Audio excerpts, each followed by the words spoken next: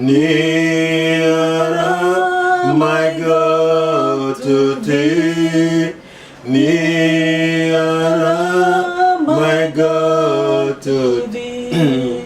Nearer, my God, to thee. Nearer to Jonabeleman. Nabelemanayo. Nabelemanayo. Nabelemanayo.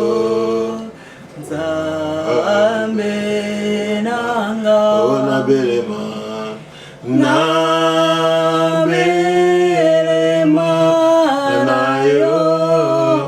Nabelemanayo.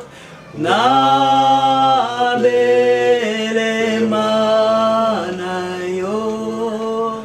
Nzambe nanga. Nearer, nearer, my Lord, to thee.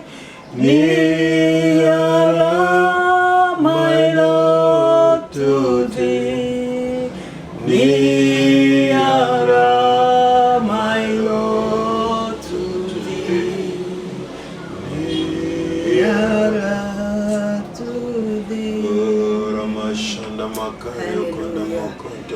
Father, we come here to honor you, to praise you, to worship you, to adore you, to lift your name on high, precious and everlasting Father, to say that you are God and you will remain God forever. There is none like you, precious and everlasting Father. There is no God who can be compared to you, our Lord and our Master, who is the creator of the heavens and the earth, the one who was, is, and is to come. There is none else who is worthy to be praised. There is none else who is worthy to be worshipped. There is none else who is worthy to be exalted but you, our God and our Father. We honor you, precious and everlasting Father. We exalt your name this morning and we say, indeed, you are God and you will remain God. Father, we bless your holy name. Father, we worship you. We honor you, mighty Jesus. We honor you, Jehovah. Indeed, you are our God and our Father. The one who takes care of us, who took care of us the entire night. And you have given us yet another chance to live, O Lord. You have given us the breath of life this morning, O Lord. You have given us the strength even to stand before you, precious and everlasting Father. We do not take it for granted, O Lord, that today we can stand and we can say something before you, Lord. That's why we honor you. That's why we praise you. That's why we worship you, mighty Father. Because it is by your grace, by your mercy, Lord, that we are alive today. That we can stand before your throne of mercy. That we can lift your name, O Lord. We bless you, Father. We adore you and we worship you. We say thank you, mighty Jesus. We say thank you, precious God, for your loving kindness, O Lord. For your mercies upon our lives, O God. For your grace, O Lord. We honor you, Jesus. Hallelujah. We adore you. Hallelujah. Gloire, Hallelujah. Alléluia. Gloire et louange, Alléluia. Gloire et louange, Alléluia. Que tout soit pour Jésus, gloire. Gloire et louange, Alléluia. Gloire et louange, Alléluia. Gloire et louange, Alléluia. Que tout soit pour Jésus, gloire. Gloire et louange, Alléluia. Gloire et louange, Alléluia. Gloire et louange, Alléluia. Que tout soit pour Jésus, gloire. Gloire.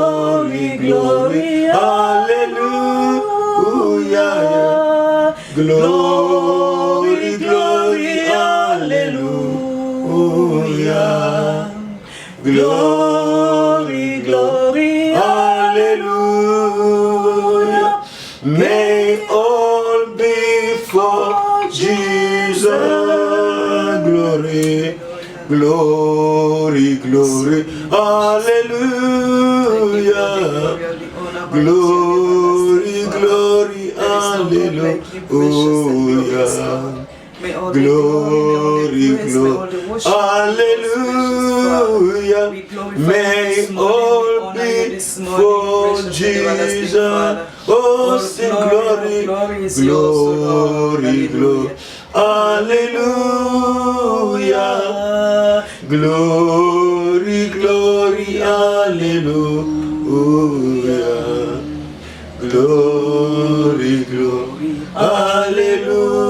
hallelujah. May all be for Jesus. Oh, gloire, gloire, louange. Alléluia. Alléluia. Gloire, louange. Alléluia. Gloire, louange. Alléluia. Que tout soit pour Jésus. I lift up your holy name, the name above every name.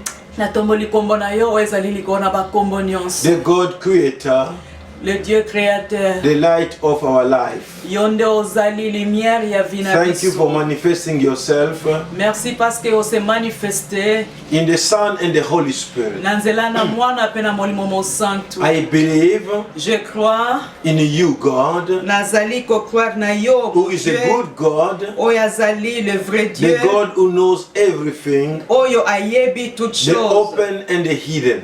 oyo ayebi oyo ezali caché pe oyo ezali révélé. Today, Lelo we are standing here, totelemi liboso na we yo, are speaking to your people tozali koloba na peuple na in this yo, audience, na audience oyo, believing that your inspiration of the Spirit will help each and every person to grasp your mind now. kondima ete révélation pe inspiration yo kopesa ekosalisa moko na moko ayeba ko comprendre pe ko retenir to koyeba oyo ezali pensée na yo. What time is it in your clock?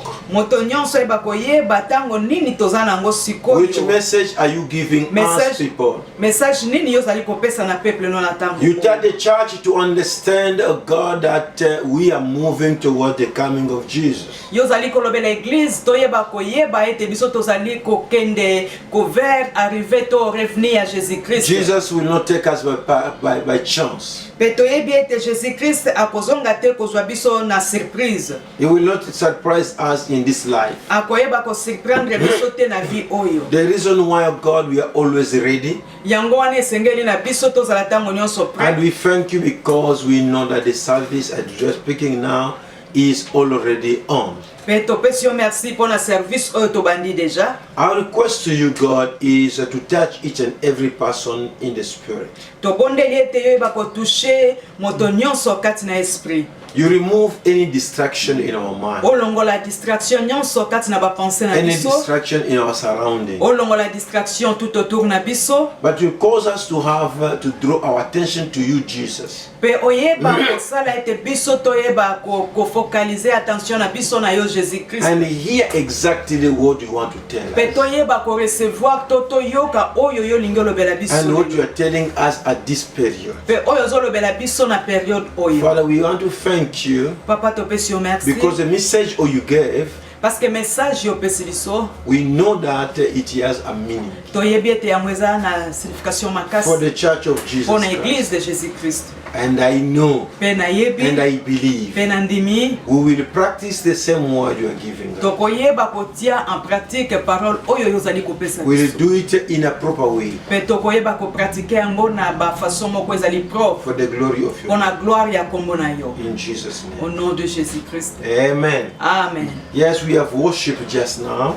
Ya solo toyebi kozwa moma ya adoration kaka sikoyo. We worshipped this chorus which we sang with you. Toyebi ko adore na banzembo toyembi longo na bino. Near unto you, God. near to you, God. Plus près de toi, Seigneur. We have done it, God, because we know we are close to you. Because we know being close to you is the best thing we can do, that intimacy.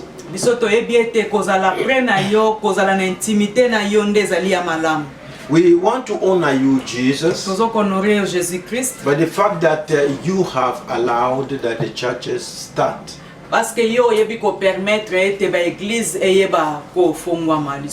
In this experience of the COVID-19, we knew that God, things are being done, you are aware of them. No matter how is it done by any kind of people, there is nothing that will happen which you don't know. But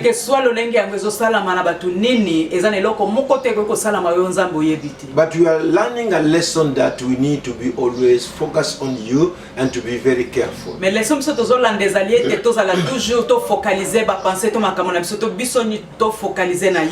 the enemy is rising at this moment because he knows that it's time of the church. It is a time of the great revival that has been promised. That was promised in the book of Joel. That took place in the day of Pentecost. And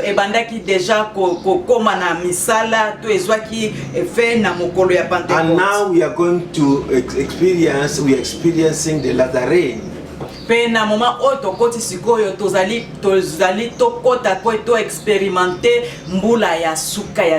latter rain, where each and every person, born again Christian, will be able to enter into the field and do the last ministry of winning souls.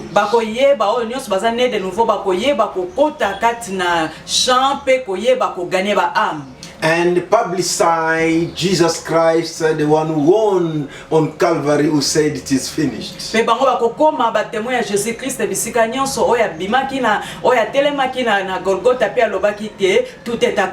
is on the, he is on the way, he is coming. The reason why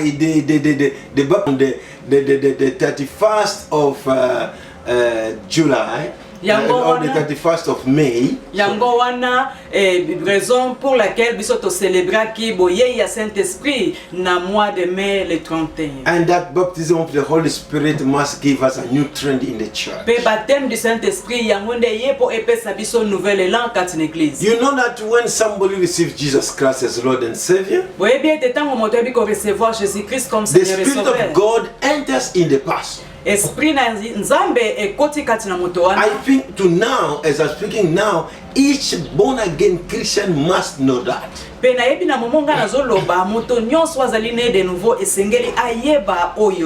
Spirit of God does not come when you get the baptism of the Holy Spirit.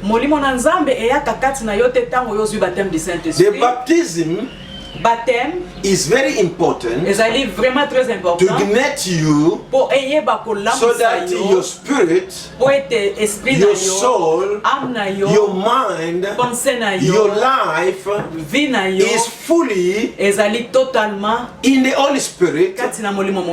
God can be seen and you work in cooperation with Him. The anointing touches you afresh and causes you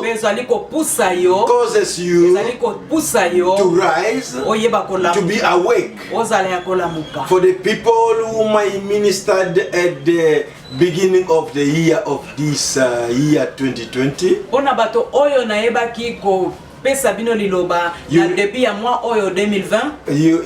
the year 2020,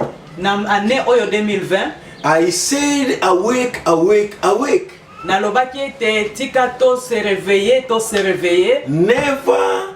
forget and ignore that scripture of Isaiah 52.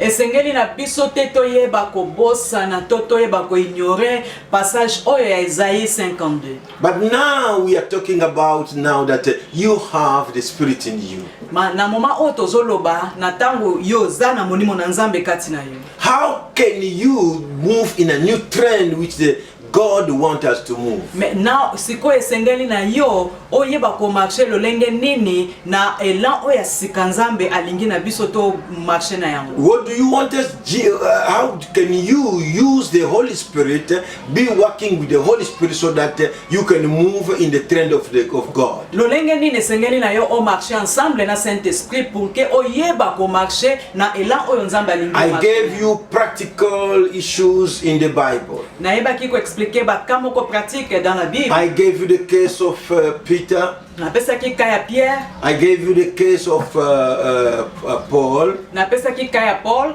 And all the disciples. Pe ba disciple. I even gave the case in the Old Testament. Pe na pesa ki kaya Ancien Testament. I talked about Abraham. Na lobela ki Abraham. I talked about Moses. Na lobela ki Moïse. I talked about Judges. Pe na lobela ki ba juge. So now I came to a place where I was talking about the paradigm shift. Pe to koma ki nesika o tozolobela changement fondamental. There must be a paradigm shift in Christians' lives. Esengeli ezala na changement moko makasi na kati ya vie ya Mokristo nyonso. There are fundamental changes which I told you. Oyo changement fondamental oyo ngai na yebisaki bino. Which must occur in believers for the great move. Esengeli esalama na vie ya bandimi nyonso pona mouvement oyo makasi tozali kozela. I started giving you the keys. Pena pesa ki deja ba clé. The keys and the scripture which brought us to paradigm shift oyo ezali ememi biso na mozindo ya changement fondamental was in Romans 12:2 where they are talking about paradigm shift. Ezali kati na Romains 12 verset 2 esika bazolobela changement fondamental. In Romans chapter 12 verse 2 na Romains chapitre 12 verset 2 that is where they are talking about the paradigm change shift which a believer need to get. Esika wana nde bazolobela biso pona changement au fondamental mo Kristo nyonso esengeli azwato asala kati na vie. I want to read it again. Na ningina tanga ngo lisusu. Don't copy the behavior and custom of this world. But let God transform you into a new person by changing the way you think. And then you will know what God wants you to do. And you will know how good and pleasing and perfect His will really is. Alors balobeli biso ete biso toyeba ko se conformer te na makambo ya mokili oyo mesengeli na biso tozala transformer na renouvellement ya pensée na biso ya intelligence po biso toyeba tozala capable ya koyeba ko discerner oyo nini ezali volonté ya Nzambe parce que volonté ya Nzambe nde yango ezali parfait. When God brings you, the Lord allows you to be anointed by the Holy Spirit.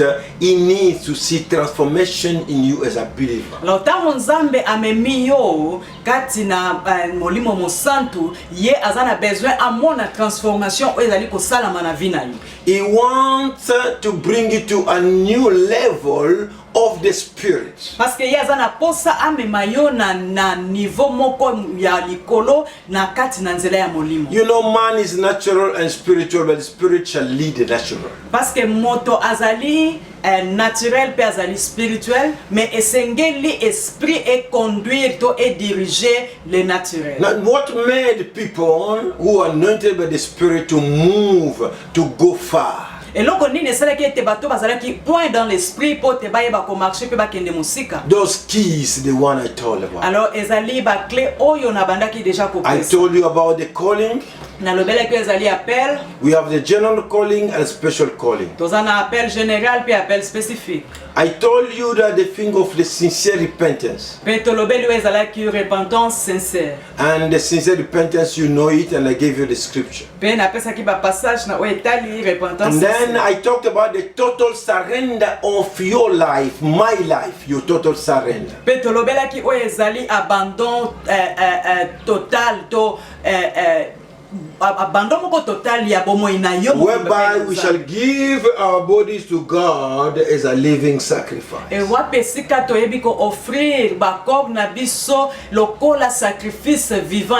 Holy sacrifice,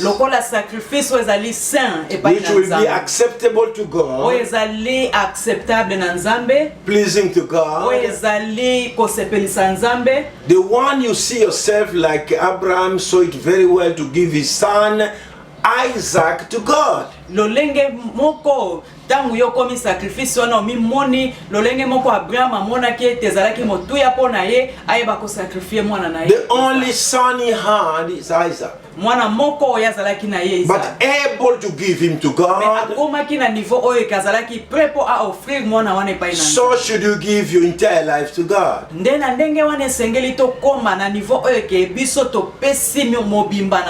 Very important for somebody who want to enter into the paradigm shift. Surrender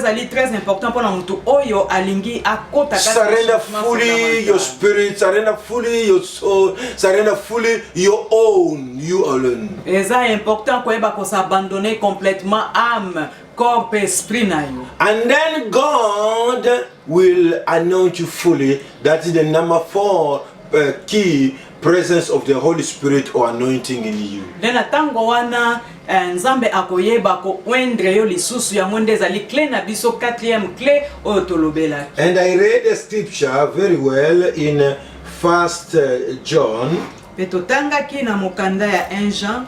Chapter 2 in verse 27. Chapitre 2 na verset 27.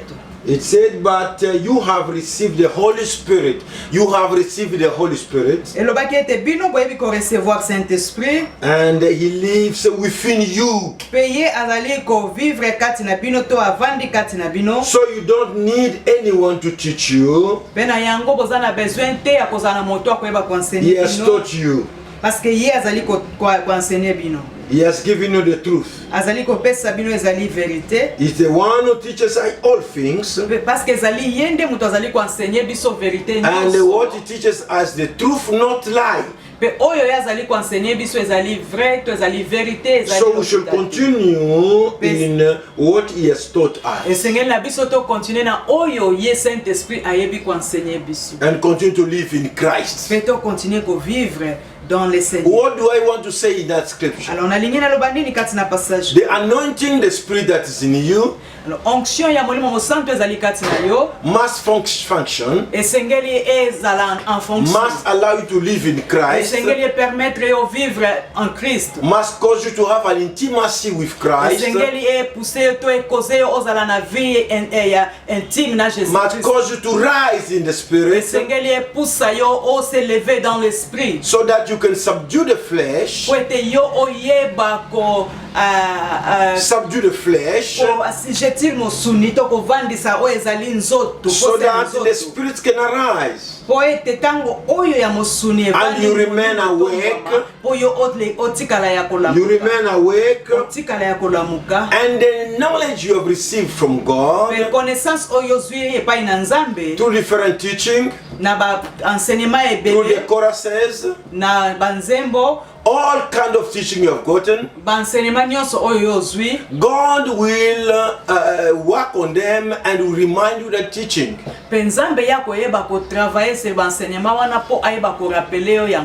That anointing is very important in your life. I gave you the example of the judges. They were people like you and me. But when the anointing came, things changed. I gave you the example of Saul, who was the king. Saul, they call it Saul, I think, it was king. And he was just a donkey seeker. But when the anointing came upon him, to the man of God Samuel, the kingship anointing was upon his life. I gave you many examples. Then we talked about the word of God, the practical use of the word of God, pratique la parole de Dieu, which is the meditation of the word of God, méditation parole de and Dieu, acting according to that word. I read Hebrews chapter 4 verse 12 to 13, where we say that for the word of God is alive and powerful, and we say it is sharper than the sharpest two-edged sword, cutting between soul and spirit, and marrow. It exposes our innermost thoughts and desires. I also read with you the book of James 1 verse 22, that we shall not only be good listener of the word of God, but we must be people who can do the word of God. Otherwise you will be fooling yourself. I really insisted that the church today we are fooling ourselves. The ministers and the followers are fooling themselves. Most of us, we don't act according to the word. In our character, in our behavior, in our life in the families, we are not fully acting according to the word we have heard and the word we meditate day by day. But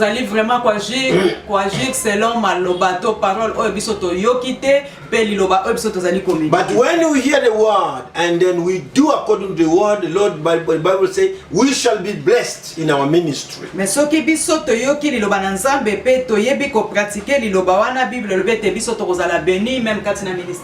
whatever we are doing in our work, in our businesses, in any field you are. Do you know that we have what we call apostles in medicine? Est-ce que tu es bien te katina field to na katina nesika oyo na ba medicine to na field medical? In any field we have people who are the one who are like architect in that field. Alors tozali na ba oyo na bisika lolenge na lolenge bazali lokola ba architect na bisika. It is not my message today. Yango te message na ngaya. That was the fifth key in the paradigm shift. The sixth key of the paradigm shift is prayer. Alors sixième clé na biso tozolobela lelo ezali prière. I don't have to teach you prayer. Ngai na kote ya bino prière te. Because you already know what prayer is all about. Parce que toyebi déjà prière ezali nini. It is a simple communication with God. Toyebi te prière ezali simple communication avec Dieu. And communication is not one way. Alors toyebi te communication ezalaka ya nzela moko te. It is two way. Ezalaka o ezali. Meaning that it is not a monologue. Alors communication sengeli te ezala communication moko monologue. But it should be a dialogue. Et sengeli ezala dialogue. It should be a dialogue. Et sengeli ezala dialogue. So that when I speak, another one will speak. So poete tango nga nazoloba mosusu pe a répondre. That is how we shall communicate with God. Through the Holy Spirit. It is only through the Spirit that we can communicate. It is prayer that helps believers to speak to the Creator.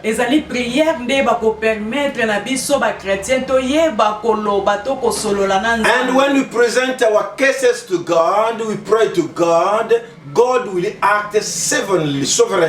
Et tango biso to présenter ba requête na biso e pa ina nzambe, nzambe mena akoyeba kwa agir souverainement. And when your ways, your life pleases God, your prayer becomes like a command. Alors tango vi na yo banzela na yo e sepelisi nzambe, même prière na yo e kokoma lokola commande. It can become proclamation, declaration when you pray. Pe prière na yo eza lokola e kokoma lokola déclaration, e kokoma lokola ko proclamer. You know, Jesus taught us how a Christian should behave, even in the time of hardship.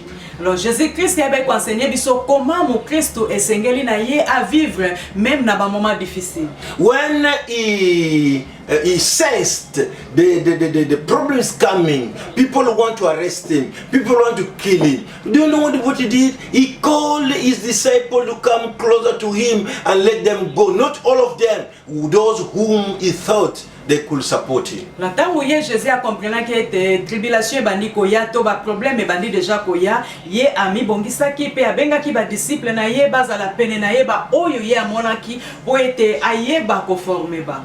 If you go in Luke 22, ce qui au kotanga na mokande ya Luc chapitre 22, you start by verse 39, you will get an understanding. Ce qui au bandi na verset 39 bokoyeba kozwa bososolikuna na kati. And then you can go up to verse 46. Peto kotanga yango tina verset 46. The Bible says in verse 44, Bible le Bible na biso na verset 44. He prayed more fervently. Elobi na biso ete Yesu Kristo ye ayeba ki ko prier vraiment makasi nyonso. And he was in such agony of spirit that his sweat fell to the ground like a great drops of blood. Pe yango balobi ete étant en agonie, il priait plus instantanément et sa sueur devint comme des grumeaux de sang. But what happened when he was praying? Mais eloko nini se passa ki tango ya zo prier? He got associates to come with him. Azwaki batoyo aleba ki ba koma ba associé na ye. You know, Peter was with him. Pierre azalaki na ye. You know, John was with him. Jean azalaki na ye. And they were praying together. Bazalaki ko prier ensemble. He left them at the throw of a stone, distance of a throw of a stone. Pe atikaki bango na distance moko ya mokuse. And then he was praying on the other side. When he prayed on verse 45, they are saying that he went back to where disciples were. Bazo exception na verset 45 tango ya kendaki aselonaki po a prier ayebaki lisusu kozonga esika ba disciple and he found them asleep. Petango ya zongi esika ba disciple bazalaki ayebaki ko exhausted from grief. Bazalaki déjà batu bazali fatigué kati na fardo ya pasi bazalaki komema. Why are you sleeping? He asked them question verse 46. Pe Jésus ayebaki ko tuna bango pourquoi bozolala na verset. Get up and pray. Ayebisi bango bo se lever pe bo prier. Get up and pray. Bo telema pe bo samba. Otherwise temptation will overpower you. Soki te tentation ekoyeba ko kangabino. Overpower you. Ekoyeba ko kangabino. Do you see? Jesus felt that prayer was the key. Alors esika otozomona ete Jésus Christ ye a comprendre ki to ayeba ki ke prière ezali. In the paradigm shift, when you want to enter in a new beginning, you want to enter in a new fundamental change, prayer will bring the change. Alors tango biso tozali koluka kokota katina elamoko ya sikato kokoti sa changement fondamental katina biso prière yango ezali clé. Myself speaking to you, I experienced it and I'm still experiencing it. Ngai moko nazolobela bino na yebi ko expérimenter yango pe nazali ko expérimenter yango toujours. Even during this when we entered in the lockdown, I experienced things which I cannot tell myself serious one. I'll give a testimony another time. Même pendant moment oyo était église nanu asilicité mosala oyo pesamela kié. Do you know that the great revival is at the corner? Est-ce que tu sais bien que le grand réveil autosali causer les in fact it's not at the corner, it is on. And the Antichrist, they know, the Antichrist, they know that this is the time of the church. Let us distract them. They are distracting us with corona, with whatever, no plane, with a vaccine. It is a distraction. Dear brother, remember I told you, wake up, wake up, wake up.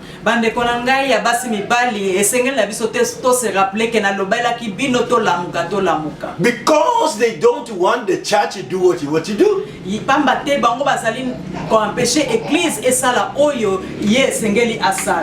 I've heard that very soon they will give you again a short lockdown. Parce que na yoki même kalami était awa balingi bazong selsus batunakati. My brothers, my sisters. Confinement. My brothers, my sisters. Let us wake up. Let us pray. Don't sleep like the disciples slept on the time of Jesus. If we need a paradigm shift and to go on in this great revival, we need to be prayerful. Alors ceux qui biso tozana posa to tozana besoin ya changement fondamental oyo komema biso kati na réveil oyo monene tozana posa to we have the speaking in tongue. Tozali na parler de we have the prayer in intelligence. Tozali na prière en intelligence. We have the prayer according to the scriptures. Tozana prière selon les écritures. Many forms of prayers. Tozali na ba forme belé ya ba prière. We have the prayer of authority. Tozana prière d'autorité. We have prayer of proclamation of declaration. Prière ya déclaration tu ya proclamation. We have the prayer of repentance. Many forms of prayers. Tozana prière ya repentance. Alors tozali na ba forme to na ba type belé. I want our prayers to influence the universe. Solomon is an example of somebody who made a great influence when he prayed. Salomon azali exemple monene oya memaki influence makasi tango ya prière. If you read in 2 Chronicles chapter 7 verse 1 to 7. Soki otangi na mokanda ya 2 Chroniques chapitre 7. 7, 1 to 7. RDC ke ba ndimi nyonso tu ya église bazali na kati ya chambre de prière. Those who have given their names, ba oyo ba pesa ki ba kombo na ba. We made one list. Salaki liste bona. We cannot miss somebody praying somewhere in all the Republic of God. Tokoki kozanga te moto oyo azali ko prier na tango nyonso kati na République mobile. How can we do it now? Pourquoi tu veux que ça l'aille all over the world? Why can't you get an hour? Est-ce que tu soit inerté? Yes, we must pray without ceasing. Parce que Bible pèse le bah oui, Seigneur il te prier sans cesse. But you have at least an hour whereby you are focusing on praying for an issue or another issue which they can also give you to pray. Pray for the country, pray for the nation, pray for the people to get saved. Many cases. Mais alipe malamu kozwa moko oyo yo yebike otsili ko dédier tango wana seulement pour na ko prier pour na nation pour na baka différent pour na église pe makambo nzamba ko tsayo kantina mo. I want you to read the book of Jude. Alors nazana posa totanga na mokanda ya Jude. Verse chapter is only chapter 1 and verse 20. Alors tokotanga na Jude parce que zaka chapitre moko tokotanga na verset 20. It says this. Elobi boy. But you, pour vous, but you, vous, dear friends, bien-aimés, who are listening to me, vous édifiants, vous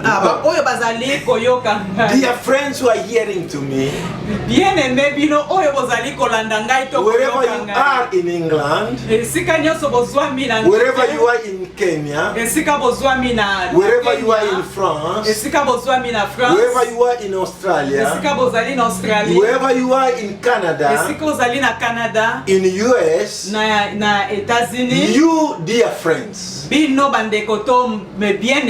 just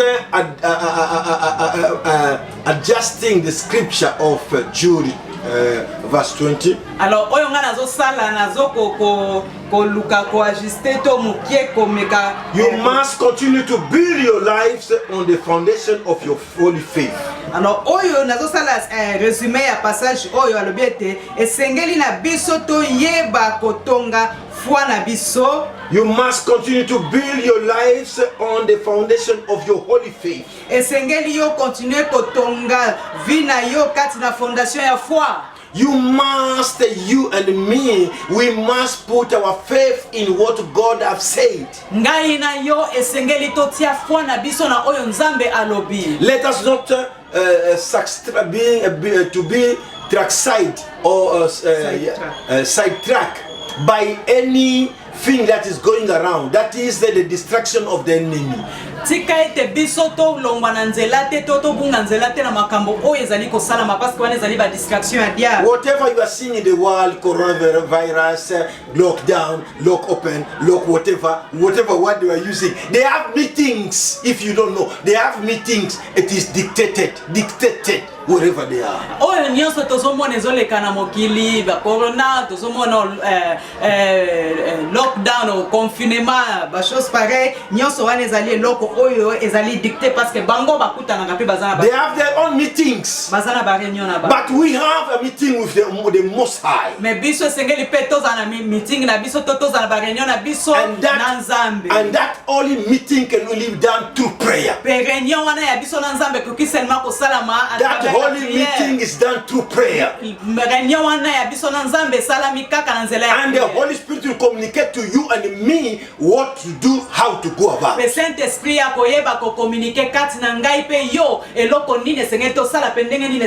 our faith remains in Jesus, this time they want to check the faith of many people. Parce que na moment oyo posa ezaliete bayeba ko nindisa foi ya batu ebele. That's why it is written when Jesus will come, will he meet faith? Yango na Bible zo yebisa biso eske tango Jésus Christ akozonga akokuta biso kaka kati na foi. Let us pray seriously. Tika to prier sérieusement. It is very important for us to pray. Parce que ezali très important pour na biso to prier. And it says in the same scripture Jude 20. Pe lobi kaka na mukanda wana ya Jude. And continue to pray as you are directed by the Holy Spirit.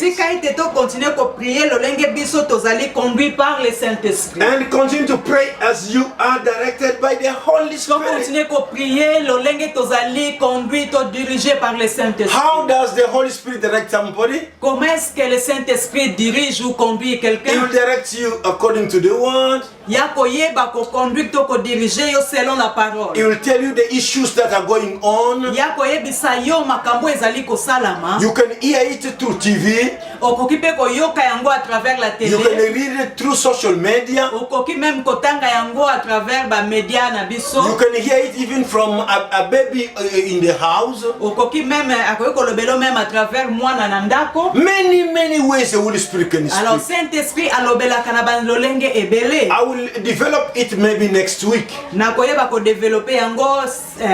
the truth is that the Bible says, and continue to pray as you are directed by the Holy Spirit. Tika biso to continue ko prier ndenge tozali conduit et dirigé par le Saint-Esprit. The Holy Spirit can speak through your pastor. Parce que Saint-Esprit peut akoyeko loba travers ton pasteur. He can speak through your elder. Akoyeko loba travers ton ancien de l'église. He can speak through your wife. Akoyeko loba travers votre épouse. He can speak through your husband. Akoyeko loba travers votre époux. He can speak through your children. Akoyeko loba travers tes enfants. But let's take the case of the church. Mais tika to zwaka ya église. Because of order, Alors pour na ordre, God has given leaders. yangwana nzambe atia ba dirigeant. The leaders can tell you, let us pray like this. Nde yango ba dirigeant ya to bakambi ya église bakoya ba yebisi bino tika to prier lolenge oyo. But when you are praying, metango yozo prier, you don't remove what the leaders have given you. Yo oko ekarte te oyo bakambi ba pesi bino lokola God directive. can give you back, can give you also, can tell you, pray also for this case and this case. Alors tango wana bakambi ba pesi bino ba directive nzambe pa ko yape ayebisi yo prier pona ka oyo ka oyo. Or whatever you have seen at the place of work. To yo pe okoyeba ko incline na prière na yo makambo oyo peut-être yo moni na esika ya mosala. That is one of the key that you should never forget. Yango nezali clé oyo esengeli na biso to bosana te. Bible says in the book of Thessalonians 5:17, pray without ceasing. Na mokanda ya 1 Thessaloniciens na chapitre 5:17 elobi na biso prier sans cesse. Pray without ceasing. Prier sans cesse. That is what I'm talking to you. Yango nde nazoyebisa bino. Pray without ceasing. Prier sans cesse. God is able. Parce que notre Dieu est capable. Is able. Il est capable. To help you. Ya ko aider. To change. Po ete yo o changer. And to start praying. Po yo o banda o. Dear brother, that was the point I wanted to give you today. If you are called, if you are sincere in your repentance, you surrender totally to God, and you allow the Holy Spirit to work, and the word of God is in you, develop prayer life. Develop prayer life. Develop prayer life. And you will see who God is. You will see who God is. You think that your life cannot change? There must be a paradigm shift in you. Prayer changes situation. I want us to pray. You know how the situation change when people receive the Holy Spirit. And you know the disciples how they prayed in Acts chapter 4. And when they pray, the place where they are trembled. Wow, how that place got trembled. I want us to pray. I don't know which position you will take. If you will stand. If you want to sit. I want us to pray. I want God to give you a key of prayer. As you lift up your hand, start praying yourself. Oh Father, in the name of the Lord Jesus, at this moment, oh God, we know that you have allowed us, oh God, to speak about this key of prayer. We know, oh God, how Jesus was able. Oh, Jesus was able. He wanted even to get money. And he started praying. And he asked the disciples to pray for him. But when he came, they were tired.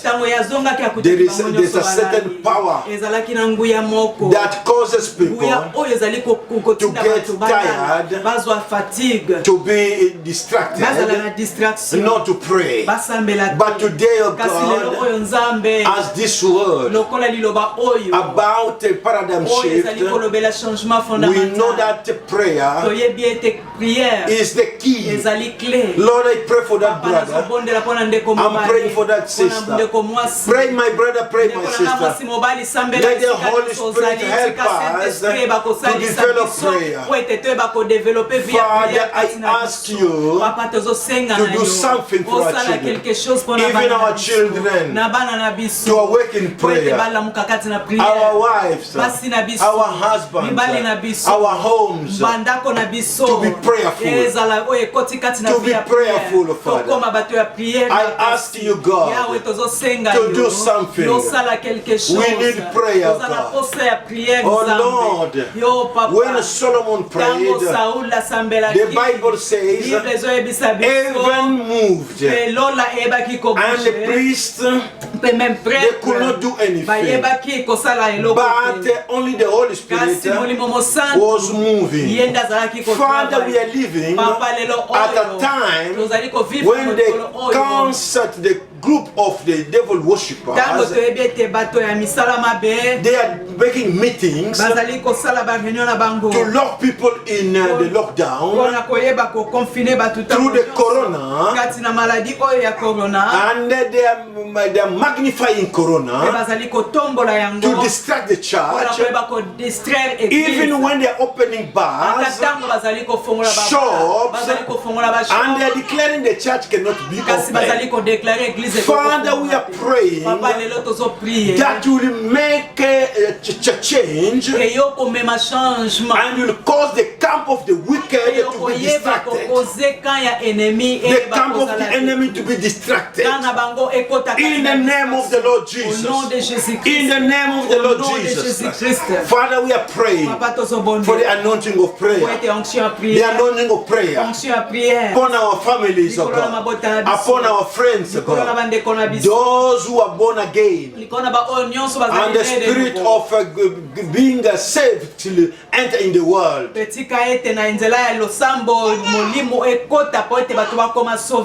God, I pray and I believe in everything. God, I thank you. I appreciate you. I give you honor because that brother, that sister, God, today the light of prayer, the spirit of prayer has entered in life. And God, if there are people who are sick of COVID-19, it is 19, it is not 20. It is a COVID-19, not 20. We send it back to 19, not in 20. And we command healing in the name of Jesus Christ. In the name of Jesus. Any sickness that is disturbing people in the church of Jesus Christ, in Christo Remnant of God, wherever people are, in their homes, in their offices, in the hospitals. Father, I command healing. I command healing in the name of Jesus. In the name of Jesus. Father, let there be a shift, fundamental change in that brother, in that sister, by the prayer they are making. Father, I thank you. I appreciate you. I give you honor. In Jesus' name. In Jesus' name. In Jesus' name. Can somebody say amen? Can you clap to Jesus? Can you clap to Jesus? Can you say amen? God is good. God is good. God is good. Notre Dieu est bon. You must watch this even in our you can watch it in our YouTube. Tokoki kozwa matea oyo meme kati na YouTube na biso Simon Ngizulu. Na kombo ya Simon Ngizulu. You can get it also. Bokoki pe kozwa yango lisusu na Graciano TV. Na Graciano TV. And share it. Partager. Share to brothers. Partager na bandeko mbasi. Share to sisters. Partager na bandeko basi. Share to friends. Partager na bamina. This is a message that can change somebody. Parce que message oyo ekoyeba ko transformer. Can you share it? Yeba ko partager message oyo. Comment and share. Transformation na batu. Just go and open Simon Ngizulu. Please kende na YouTube na kombo ya Simon Ngizulu po komona chaîne wana. And share it. Tika oyeba ko s'inscrire, oyeba ko partager na share to many friends that you can. Yeba ko partager na batu nyonso. The new trend of the spirit. To yeba ko partager o ezali nouvel élan ya Saint-Esprit. The paradigm shift. To yeba ko partager o ezali changement fondamental. That was my take today. I greet you, but God bless you, and we'll continue on Tuesday. We have prayer online at exactly 7:30 p.m. for Kenya time and 5:30 p.m. at Congo time. Yamonde nazalaki na opona pesa bino metoko mona na mardi parce que mardi tozali na prière na biso en ligne yango ekozala 19h30 heure ya Kenya pe 17h30 heure ya RDC. May God bless you. Tika Nzambe ya benir bino. In Jesus' name. Au nom de Jésus-Christ. Amen. Amen.